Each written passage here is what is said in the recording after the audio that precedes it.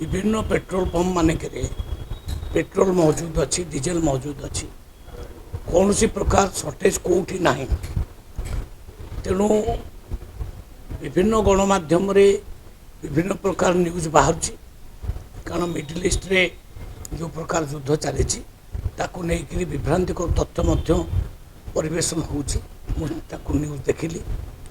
कौटी shortage ना sufficient तेल आमर अच्छी मौजूद अच्छी तेणु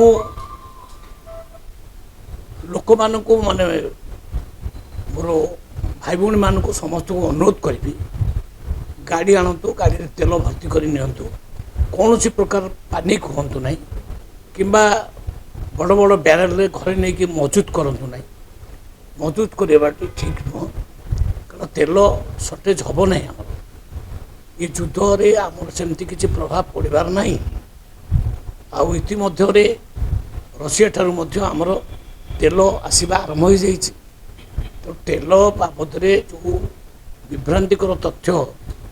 समाज अच्छी प्रकाश होची गणमाध्यम भी होची मुझे ये कहू चाहे जे आमर राज्यवासी माने भाई भौणी माने केवल सरकारी तथ्य को आउ विश्वास को नियंतु ये बेसरकारी तथ्य उपर विश्वास करूँ ना सफिशिएंट तेलर व्यवस्था अच्छी कौटी भी असुविधा ना जोटी किसी न्यूज देखुली मो सका कि जो न्यूज देखुच आपण मैंने लाइन लगी से सब ये प्रकार न्यूज भी बाहर को जीवा परे लोकों भितर गोटे छानिया बचाई जे आगामी मासे 2 मास पर तेल मिल ना सेमती किसी हबार ना तेल सफिशिएंट मिल केबे भी असुविधा हम ना आम से प्रस्तुत अच्छु आवश्यक पड़े कला बजारी मान आम पूरा नजर रखीचु एक्शन भी दरकार पड़े आम सरकार पूरा तेल नित्य व्यवहार्य पदार्थ खाइबा द्रव्य ये सबू उपर पूरा नजर रखिंट कि कौटी अभाव ना तेणु समस्त को नवेदन करने चाहे ओडिशार प्रत्येक नागरिक को नवेदन करने चाहे ये मैटर रे पैनिक हबार कौन आवश्यकता ना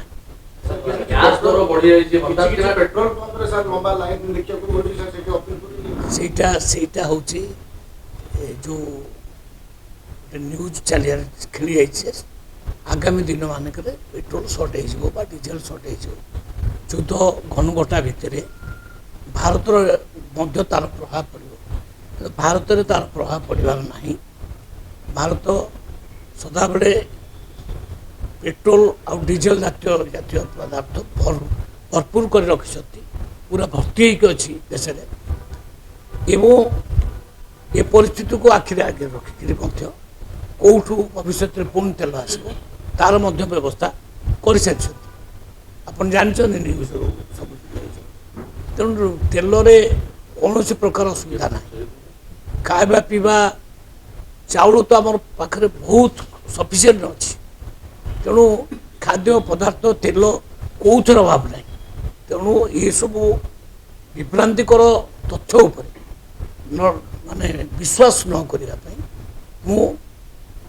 गणमाध्यम जरिया लोक मान को निवेदन कर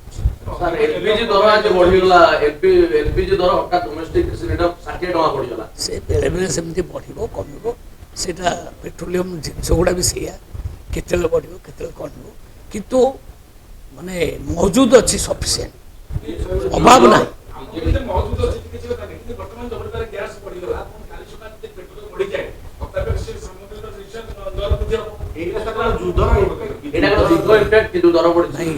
जो रेटा सामयिक भाव में बढ़ी मानुची किंतु ये नहीं कौन सी प्रकार विभ्रांतिकर तथ्य न आसवा दरकार से जमा मिल आगे 2-3 मास पर पूरा बंद हो मो गाड़ी तेल मिल नहीं तेणु आणिक ब्यारेल घरे रखिदि से सब जिन न कर लोक मैंने देखु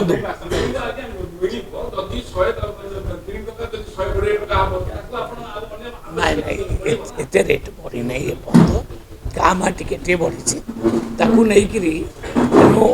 विभ्रांतिकर तथ्य जो लोक मान पाखे पहुँचुची ଯେ ଆଗାମୀ ଦିନରେ ମିଳିବ ନାହିଁ ସେମିତି ନୁହେଁ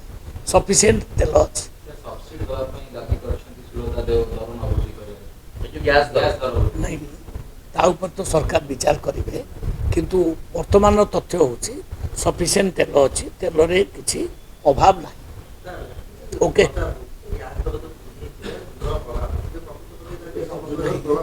ଶୁଣନ୍ତୁ ଯୁଦ୍ଧର ତ ପ୍ରଭାବ ସବୁଠି ପଡ଼ିବ ମୁଁ ତ ମାନୁଛି ଏ ଯେଉଁ ଯୁଦ୍ଧ ଆହୁରି ଭୟଙ୍କର ବି ହେଇପାରେ ତାର ପ୍ରଭାବ ଭାରତ ଉପରେ ନ ପଡ଼ିବ ତା ମାନେ ନାହିଁ ସବୁଠି ପଡ଼ିବ ସବୁ ଦେଶ ଉପରେ ପଡ଼ିବ କିନ୍ତୁ ବର୍ତ୍ତମାନଙ୍କର ସ୍ଥିତି ହେଉଛି ଏଇଆ ଯେ ଆମ ଦେଶରେ ତେଲ ଖାଇବା ପିଇବା ଜିନିଷ ଅଭାବ ନାହିଁ ସମ୍ପୂର୍ଣ୍ଣ ମହଜୁଦ ଅଛି ସଫିସିଏଣ୍ଟ ମହଜୁଦ ଅଛି ମୁଁ ତାଙ୍କୁ ଅପିଲ ତ କରୁଛି ଆଜି କହିବାର ମାନେ ହେଉଛି ସେଇଆ ଯେ ଯେଉଁମାନେ ବାରେଲ ଫାରେଲ ଧରିକି ଯାଇକିରି ଭର୍ତ୍ତି କରି ଘରକୁ ରହୁଛନ୍ତି ସେ ନିଅନ୍ତୁ ନାହିଁ ଗାଡ଼ି ନିଅନ୍ତୁ ଗାଡ଼ିରେ ଯେତିକି ଆବଶ୍ୟକ ଭର୍ତ୍ତି କରିକି ଆଣନ୍ତୁ ଅଭାବ ନାହିଁ ନାଇଁ ନାଇଁ ସେମିତି ଆମେ ତା ଉପରେ ମଧ୍ୟ କଟକଣା ଆମେ ଆବଶ୍ୟକ ପଡ଼ିଲେ ଲଗେଇବୁ ସେଟା ବି ଆମେ କରିପାରିବୁ ସରକାର ତରଫରୁ କିନ୍ତୁ ଅବିକା ସେମିତି କିଛି ଅର୍ଡ଼ର ଯାଇନାହିଁ ଆମ ପାଖରେ ଯେହେତୁ ସଫିସିଏଣ୍ଟ ତେଲ ଅଛି ମୁଁ ନାଗରିକମାନଙ୍କୁ ବୁଝେଇବାକୁ ଚାହୁଁଛି ଯେ ଜମା ପ୍ୟାନିକ୍ ହୁଅନ୍ତୁ ନାହିଁ ଯେତିକି ତେଲ ଦରକାର ସେତିକି ନିଅନ୍ତୁ ସବୁଦିନ ଭଳିଆ ନିଅନ୍ତୁ ଜମା ପ୍ୟାନିକ୍ ହୁଅନ୍ତୁ ଘରେ ନେଇକରି ମଜୁଦ କରନ୍ତୁ ନାହିଁ କାହିଁକି ନା ତେଲ ସଫିସିଏଣ୍ଟ ଅଛି ଗ୍ୟାସ୍ ଦର ଆଉ କମିବ ନା କମିବନି କମିବ ବଢ଼ିବ ଏ ତ ତାଙ୍କ କମ୍ପାନୀ ଉପରେ ନିର୍ଭର କରେ ସେ କମ୍ପାନୀର ସଦାବେଳେ ମାନେ ହିସାବ ହୁଏ କେଉଁଦିନ ବଢ଼ିବ କେଉଁଦିନ କମିବ ସେ ତା ଉପରେ ମୁଁ ଏ ରେଟ୍ ଉପରେ କହିପାରିବି ନାହିଁ କିନ୍ତୁ ମହଜୁଦ ଉପରେ ମୁଁ କହିବି ସ୍ଥିତି ଉପରେ ମୁଁ ଆଜି ପରୀକ୍ଷା ଅବିକା ଅଫିସରମାନଙ୍କୁ ଡାକିଥିଲି ଅଫିସରମାନେ ମୋତେ ଯେଉଁ ଡାଟା ଦେଲେ ସଫିସିଏଣ୍ଟ ତେଲ ଓଡ଼ିଶାରେ ଅଛି